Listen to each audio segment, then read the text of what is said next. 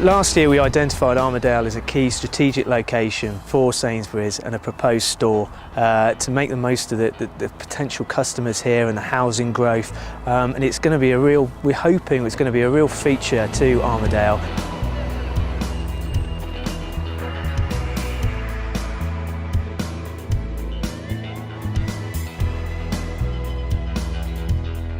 My name is Colin Smith, Associate Director with Turley Associates, planning consultants for Sainsbury's on the proposed development of the store in Armadale.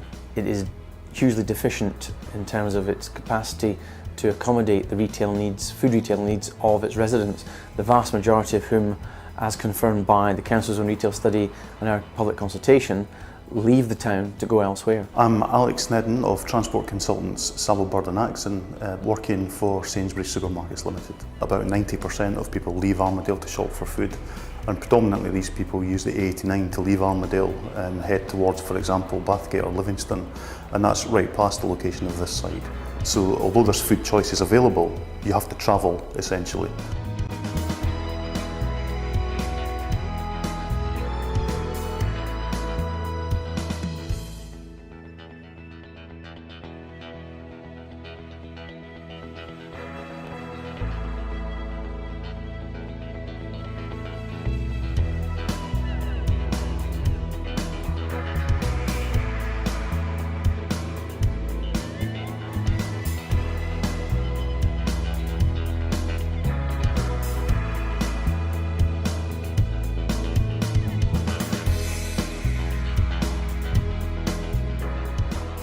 Sainsbury's coming to Armadale is a great idea. We don't have a store as such. We need to go into Bathgate or Livingston. Well, I've grown up in Armadale and I've worked here for 21 years, and there's probably no better person in Armadale to ask me about what's going on. So I fully support it 100%, and I'm delighted that it's happening. It'll bring jobs and it'll retain money in the actual town, because the town does struggle quite a bit. I run a business here in Armadale, a hairdressers, and it would definitely boost my business amongst all the rest of the businesses here. My husband particularly likes Sainsbury's. It would bring more people to the area, would help maybe the local shops. Just having one in Armadale would be a lot handier. It would benefit us because we're not having to go out of town to go and get our shopping. We don't have to go far, don't have to spend money on petrol, and it would bring a lot of people into Armadale as well. Spending in Armadale would increase that. You know, bring it on, the sooner the better.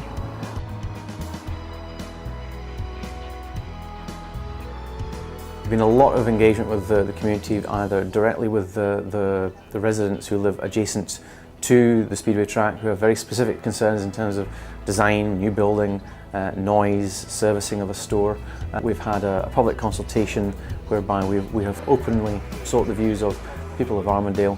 There's been an extensive process of engagement and fact-finding and seeking to reflect those views in the nature of the proposed development.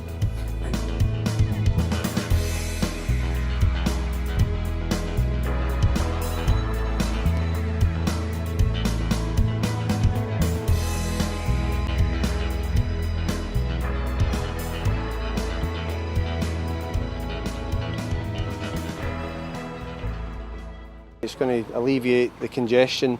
It's, you know, people are going to park just out with the town, and it'll make a big difference to congestion without a doubt. It's nice and convenient. To be in Armadale, it is walkable, sort of be able to cut through the streets, but it's good that the main traffic will be kept right on the outskirts of Armadale. The Speedway site is without doubt the best location in which to meet the current and planned future needs of the people of Armadale. The proposed Speedway site is the only operator-led proposal that the Council has before it. There are a number of other sites being promoted, including the Council's own site, that are seeking to find a home for the recognised retail deficiency in the town. The only site that can be brought forward and delivered in the short term is the site that the Speedway track currently occupies, that has been promoted by Sainsbury's. Pedestrians can access the site readily from Armadale Town Centre and from surrounding housing. Cyclists can access the site from local roads or from the A89. Public transport uses the A89 directly in front of the site, and vehicular access will be provided through a new set of signals at the site entrance. For goods vehicle trips, they can readily access the motorway network to the east of the site. In my view, the Speedway site represents the best opportunity for food shopping in Armadale. Speedway site is a discrete site subject to planning, Sainsbury's can get on site and can be open in 2 years' time.